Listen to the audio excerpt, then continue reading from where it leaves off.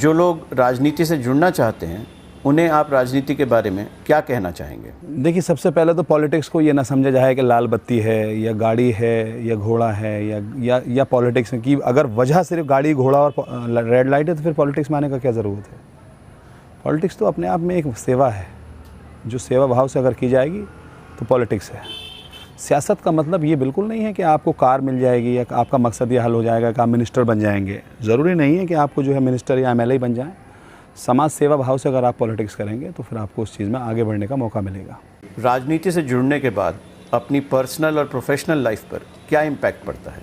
हम लोग election fight करते हैं और जीतते हैं, तो उस वक्त उन लोगों के साथ हमारी ज़िंदगी का मकसद सिर्फ ये होता है कि हम अपनी खुशियाँ नहीं देखते, फिर हम अपनी खुशियों को ताक पर रख देते हैं। हमें उनकी खुशियाँ देखनी है जिन्होंने हमें इस मकाम तक पहुँचाने की कोशिश की है, जिन्होंने अपना सबसे कीमती चीज़ हमें दी है, वो है वोट। तो वोट देने के बाद उन्होंने हमें अपना नुमाइंदा चुना, अपना नेता चुना, अपने लिए सोचा कि ये हमारे लिए कुछ अच्छा काम करेगा। तब हम लोगों के जहन में ये बात बिल्कुल नहीं आनी चाहिए कि मेरा ये चीज़ ख़राब हो गया या मेरे बच्चों को मैं टाइम नहीं दे पा रहा या मेरा कारोबार ख़त्म हो गया। कारोबार कर सकते हो या कि आप जो है अच्छे पॉलिटिशियन हो सकते हो। अब रही बात दूसरी जिम्मेदारियों की, तो अगर आप एक अच्छे पॉलिटिशियन हैं तो अच्छे ज़िम्मेदार भी हो सकते हैं। हमारे वालिद साहब ने हमें ये सिखाया बचपन से ही कि इंसान की ज़िंदगी सुबह से शुरू होती है। तो जब हम सुबह को फजर की नमाज़ पढ़ने के बाद अपने काम शुरू करेंगे तो हमारे पास पूरा टाइम होगा। हम अखबार भी पढ़ सकते हैं, हम लोग अपने बच्चों के साथ, अपने भाइयों के साथ, अपनी माँ के साथ, अपने बाप के साथ, अपने चचाओं के साथ, अपने मिलने वालों के साथ अपना पारिवारिक सुबह का वक्त भी निकाल सकते हैं। उसी दरमियान आप अपनी जनता दरबार में जाकर लोगों की खिदमत भी कर सकते हैं। फिर जहाँ जहाँ प्रोग्राम्स लगे हुए होते हैं उन प्रोग्राम्स में जाकर के लोगों के बीच में जाकर उनकी बातों को सुन सकते हैं। इस दरमियान आप ये सोचने लगें कि मैं पॉलिटिक्स में आया तो कारोबार की बात है। वही कारोबार है जो लोगों को खुश करने का है, वही कारोबार है जो गम में शामिल होने का है, वही कारोबार है उनको साथ कंधे से कंधा मिलाकर साथ चलने का है। क्या सिर्फ इलेक्शन लड़ना ही एक तरीका है राजनीति में शामिल होने का? देखिए, पॉलिटिक्स का मतलब सिर्फ इलेक्शन लड़ना नहीं है, वो एक पार्ट है इलेक्शन। आप उसके अंदर संगठनात्मक तौर पर समाज सेवा के भाव से बहुत से काम आप जो है इस तरीके से पॉलिटिक्स में आने के बाद करते हैं। अब उसमें किसी किसी को मौका इलेक्शन लड़ने का मिलता है, कोई संगठनात्मक ढांचे में काम करता है, कोई अपने एमएलएस के साथ मिलकर उसका प्रतिनिधि बनकर काम करता है, कोई सरकारें जब बन जाती हैं तो उस सरकार में जाने के बाद किसी एजाज़ हासिल कर काम करता है। तो ये सारी चीज़ें एक जुड़ी हुई चीज़ें हैं। पॉलिटिक्स का मतलब सिर्फ एमएलए, एमपी या मिनिस्टर बनना नहीं है। पॉलिटिक्स मतलब समाज सेवा जो सच्चे भाव से की जाए।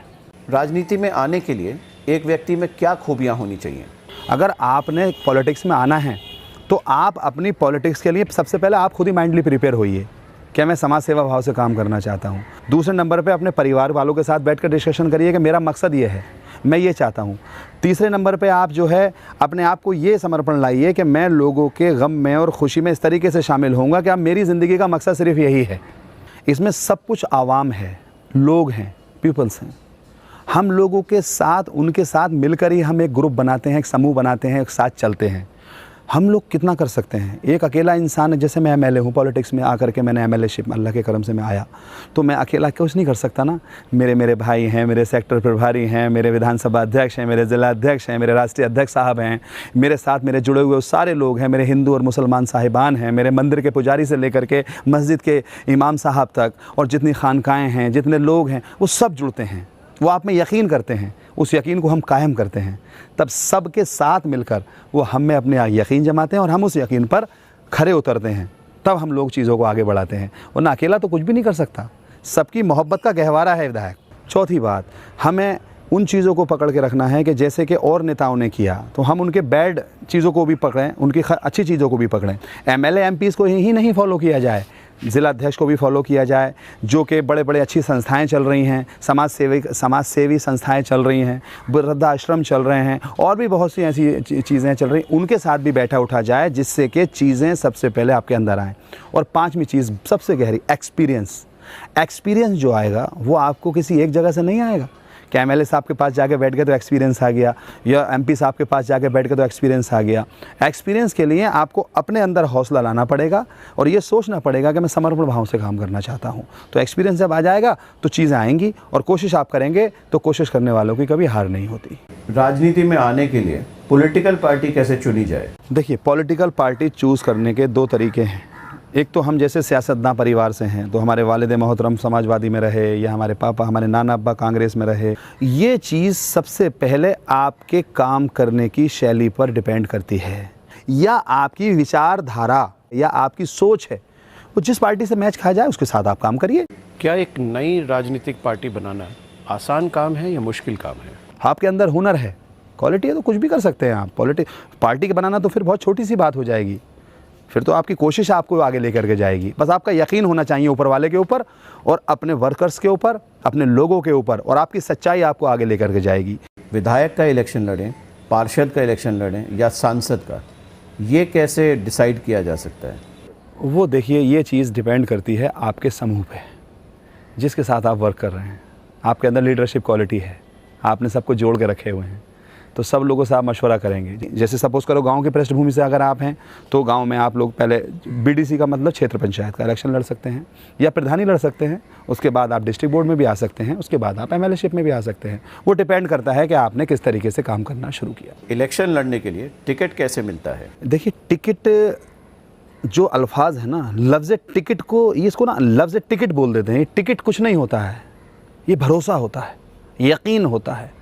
वो यकीन होता है राष्ट्रीय अध्यक्ष जी का आपके ऊपर।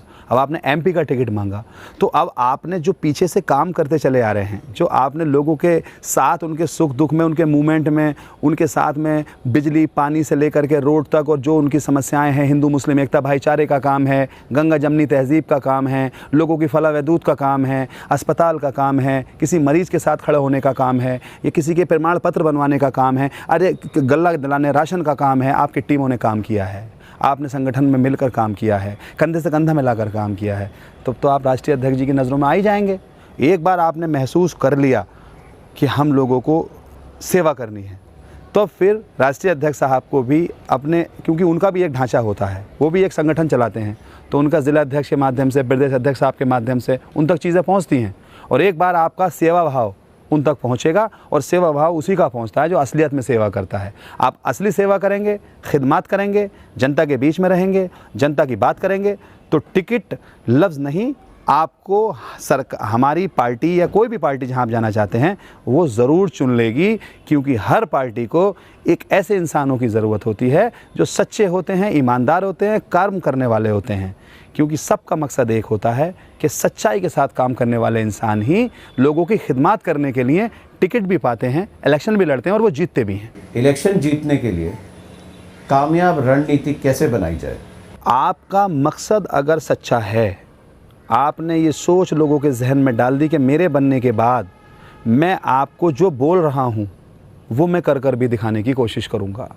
जो मेरी पार्टी का मैनिफेस्टो है उसको मैं अपनी विधानसभा या अपनी लोकसभा या जिस भी चीज़ का इलेक्शन आप लड़ना चाहते हैं उसको पूरा कराने की कोशिश करूँगा। और आपने वो करा दिया, मतलब आपको इलेक्शन में, आपने मैदान में आ गए और आपने जीत गए, छोटे वाले की बात कर रहा हूँ, तो आपका यकीन कायम हो जाएगा। जैसे सपोज़ कीजिए डिस्ट्रिक्ट बोर्ड का इलेक्शन आपने लड़ा, या प्रधानी का इलेक्शन लड़ा, या चेयरमैन ही लड़े आप, या मेयरशिप तो नहीं अब कह सकता, या पार्षद का इलेक्शन लड़े, तो आपने जो वादा अपने पब्लिक से किया, अपने लोगों में किया, आपने उस वादे को पूरा करने की पूरी कोशिश की। उस कोशिश में आप कामयाब हुए, उस कामयाबी में लोगों का यकीन आप पर बना, उस यकीन को लेकर के आप जो है फिर और आगे बढ़े, डिस्ट्रिक्ट बोर्ड चले गए, वहाँ पर आपने खिदमत की, जीत गए आप, क्योंकि आपका विश्वास था।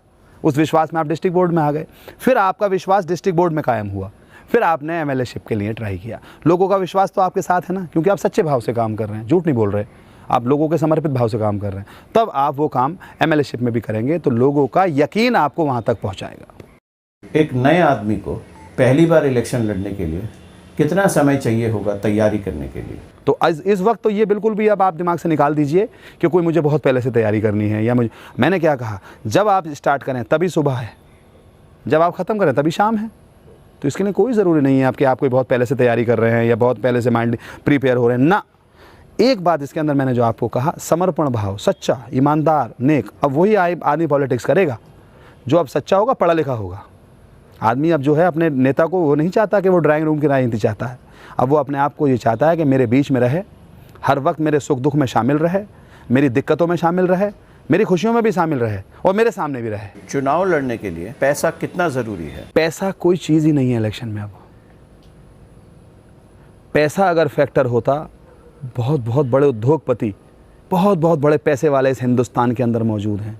अगर पैसे से इलेक्शन जीते जाते या पैसे से इलेक्शन होते तो मेरे बड़े भाई फिर हम लोगों की ज़रूरत नहीं होती, फिर तो सियासतदान वही लोग होते जो पैसे वाले होते। मेरे नाना अब्बा ने एक झोले से चप्पल पहनकर पैदल इलेक्शन लड़ा है, और वो बुग्गी में बैठकर इलेक्शन लड़े हैं, साइकिल पे बैठकर इलेक्शन लड़े हैं, लोगों के बीच में जा जाकर इलेक्शन लड़े हैं और जीते हैं। इसमें लोग आपको चंदा देते हैं, आपकी खुश होकर आपके साथ गाड़ियाँ लगाते हैं, आपके झंडे पर बैनर पोस्टर लगाते हैं, आपके साथ खड़े होकर आपके जो जहन को और आपके दिल को मजबूत करते हैं। तो आप एक मासिक बैठक करेंगे, आप उनसे डिस्कस करेंगे कि भाई जब आपने मुझे अपना नेता चुन लिया तो भाई अब एक काम करिए, 100-150 रुपये का चंदा भी करिए। तो सब लोग अपना पैसा इकट्ठा भी करते हैं और अपना जैसे हम लोग इकट्ठा करके अपना जो काम हमारा 50 में चलता है हम 25 में चलाते हैं। वक्त की ज़रूरत के हिसाब से अपने ग्रुप के साथ मीटिंग करिए, चंदे की डिमांड करिए, अपनी बात उन तक रखिए। जैसे जैसा माहौल बनता रहे वैसे वैसे पैसा इकट्ठा करते रहिए, चंदे के माध्यम से, पापा के माध्यम से, दोस्तों के माध्यम से, वैसे वैसे आप स्लैब बाई स्लैब खर्चा करते रहिए। चुनाव आयोग की आप वेबसाइट खोलिएगा, उसमें आपको सारा का सारा आपको दिखाई दे जाएगा कि एक एमएलए का इलेक्शन लड़ना चाहिए तो कितना पैसा खर्च करेंगे आप। उसकी बाकायदा बुक बनती है, उसमें सारा वेरिफिकेशन है कि किस चीज़ में किस मद में आप कितना पैसा खर्च कर सकते हैं, कौन सी जनसभा में कहाँ से कितना पैसा। सपोज़ कीजिए चंदा भी अगर आपने लिया तो आपका उसके अंदर शो करना होता है कि ये पैसे आपके वालिद साहब ने आपको 2000 रुपये का चंदा दिया या 30,000 का चंदा दिया, 5000 का चंदा दिया। देखिए अगर आपके वालिद मोहतरम इस लायक हैं या आप खुद इस लायक हैं या पहले से आपका फैमिली बैकग्राउंड बड़ा मजबूत है तो आप अपने कार्यालय को फ्लैक्स लगा सकते हैं, अपना कुर्सियां बिछा सकते हैं। आपका जो पैसा है जायज़ पैसा है और आप उसको जो है अपने लोगों के साथ बैठ करके उनके साथ शेयर कर सकते हैं, अपना बूथ कमेटी बना सकते हैं, अपने कलम मंगा सकते हैं। और क्या पैसा लगेगा इसके अंदर, वो तो सारा का सारा आपके ऊपर डिपेंड है। राजनीति में हार और जीत को किस तरीके से देखना चाहिए? जीत और हार बस दो ही पहलू हैं। जीत जीत होती है और हार हार होती है। जीत भी जनता के द्वारा दी जाती है और हार भी जनता के द्वारा दी जाती है। जीत को भी जनता को समर्पित करना चाहिए और हार को एक्सेप्ट करना चाहिए। अगर जीत जाएं तब जीत का मंथन करिए कि मैं जीता क्यों, क्योंकि उन्होंने आप पर यकीन किया, उस यकीन पर आप कायम रहेंगे। जो आपने बोला उस पर आप काम करिए, उसको विश्वास को तोड़िए मत। अब हार जो हुई वो पहले इलेक्शन में भी हो सकती है, हार दूसरे में भी हो सकती है, लेकिन हारने का कारण आप अगर बैठकर डिस्कशन करेंगे तो आप अपने जिन लोगों के साथ आपने इलेक्शन फाइट किया कहीं ना कहीं कोई ना कोई कमी रहने के कारण ही हार होती है। उस पर मंथन करिए, मंथन करेंगे तो एक ना एक दिन आप मकाम तक पहुंचेंगे। तो आपको इसमें जाना पड़ेगा, इंशाल्लाह कामयाबी आपके कदम चूमेगी। जीत में भी कामयाबी है और हार में भी कामयाबी है। अच्छा, आप ये बताएं कि एक नया उम्मीदवार अपने से बड़े, ज़्यादा ताकतवर, ज़्यादा नामी, ज़्यादा पैसे वाले उम्मीदवारों से कैसे मुकाबला कर सकता है? इलेक्शन लड़ने के लिए तो दिमाग से निकाल दीजिएगा, कोई पैसे वाला है, कोई ताकतवर है, कोई बहुत वजूद वाला है। इसमें कोई वजूद नहीं होता, इसमें आवाम का वजूद होता है। जो गरीब होते हैं, मजलूम होते हैं, पिछड़े होते हैं, अति पिछड़े होते हैं, जो गरीब लोग होते हैं वही लोग जो है आपको जिताते और हराते हैं। पैसा वाला या दबंग कोई आपको ना जिता सकता ना हरा सकता, उससे डरिएगा मत, ना उससे कमज़ोर आइएगा, वो कुछ नहीं कर सकता। आपका काम करने का तरीका आपको आपके लोगों में विश्वास जमाएगा और वो किसान, वो गरीब आपको जिताएगा। जो नौजवान लोग राजनीति से जुड़ना चाहते हैं उन्हें आप क्या कहना चाहेंगे? यंग लोगों को ही पॉलिटिक्स ज्वाइन करनी चाहिए और यंग स्थान जो है हमारे हिंदुस्तान का भविष्य है। हमारा हिंदुस्तान एक ऐसा मुल्क है जो सबसे ज़्यादा नौजवान है, जवान मुल्क है हमारा, जिसके अंदर सबसे ज़्यादा जवान रहते हैं। तो जवानों को ही पॉलिटिक्स में आना चाहिए, बढ़ चढ़ के हिस्सा लेना चाहिए, पूरी ताकत से आना चाहिए, सोच रखनी चाहिए कि हम ही इस देश का मुस्तकबिल है, हम ही इसका फ्यूचर हैं। ये मुल्क हमारा है, हमारा मोहब्बत भरा मुल्क है। इसको आगे ले जाने के लिए नौजवानों का पॉलिटिक्स में आना बेइंतहा ज़रूरी है।